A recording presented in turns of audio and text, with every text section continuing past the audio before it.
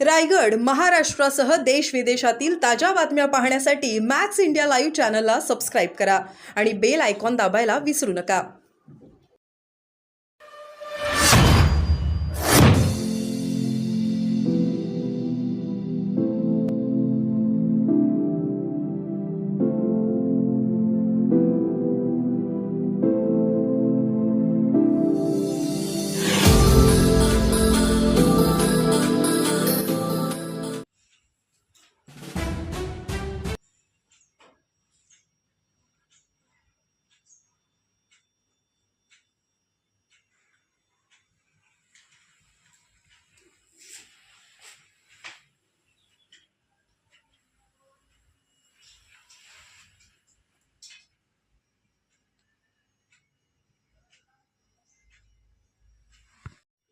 काय सांगाल तुम्ही आज या ठिकाणी तुम्ही महामानवाचा उद्या आपले महापरिदिन आहे, या संदर्भात तुम्ही या ठिकाणी अनोखा हा उपक्रम केलेला आहे.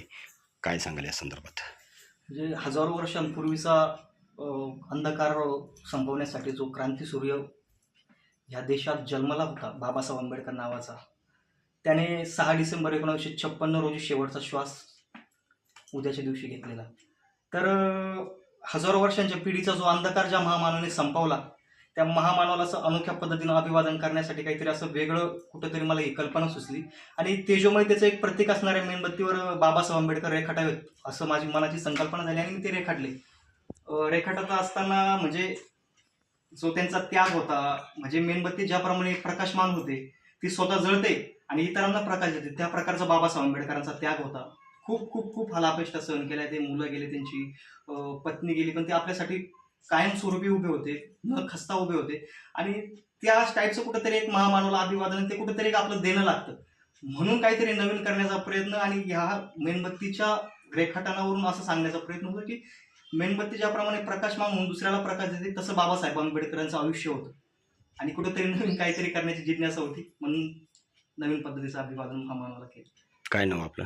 मी किरण केदारे, MA फर्स्ट इयर करतो. मी भोयगाव इथंच राहतो. नेमिनाथला, चांदवडला मी शिक्षणाला आहे.